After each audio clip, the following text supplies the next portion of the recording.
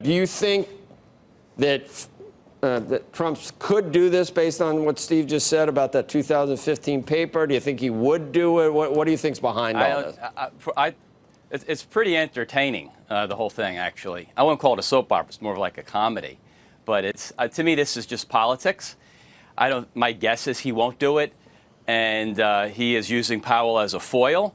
And this partly, Joe, reflects the fact the Fed has opened Pandora's box when it became so transparent, and it always opened itself up, I would argue, to political pressure someday, which it has. And I don't know how they get out of it, but I don't expect Jay Powell to be removed. And my guess is the president is using this as a very clever ploy to blame the Fed if something goes wrong with the economy. And Mark Grant, you've got X-ray supervision with the Superman vision with those glasses. What do you see?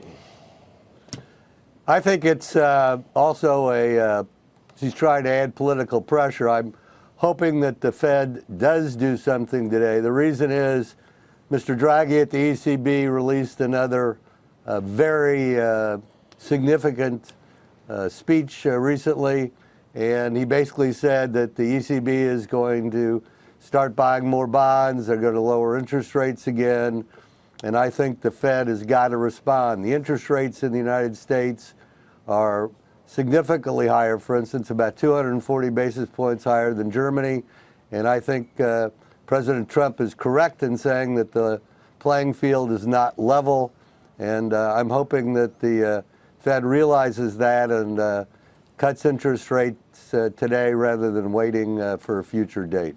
Well, then, Joe, Mark makes a great point. Yeah, but Joe, you'd have to say that President Trump was then all of his efforts were counterproductive because he's painted Powell into a corner where, in this day and age where you get Twitter pylons and all this stuff that happens, I mean, I can't imagine Powell. Well, Joe, the thing is, if he did it today, everyone's going to say, "Wow, you're just weak. Sure, you're succumbing and you were wrong in December and everything else." I just can't imagine that as a human being he could do that.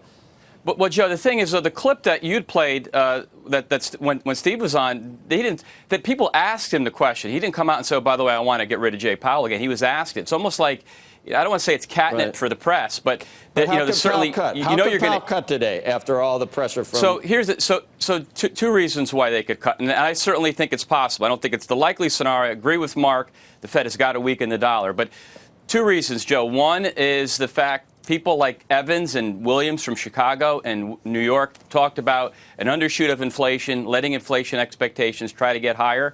They've been talking about this for a while, so it's an inflation story which has been going on for a while, and which is why I thought the Fed was going to cut rates this year way back in January. And the other story, Joe, is what's happening with the global PMIs, the purchasing manager indices, and weaker global growth. And they want to help the economy because they know if the economy's worse, they're going to get even more flack, and it just won't be from the president.